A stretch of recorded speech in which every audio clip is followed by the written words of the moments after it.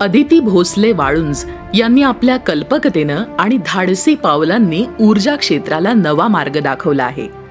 त्या रेपोस एनर्जीच्या सहसंस्थापक आणि मुख्य स्ट्रॅटेजी ऑफिसर आहेत. त्यांनी आपल्या टीमसोबत भारताचं पहिलं स्मार्ट मोबाईल रिफ्युअलिंग स्टेशन विकसित केलं आहे.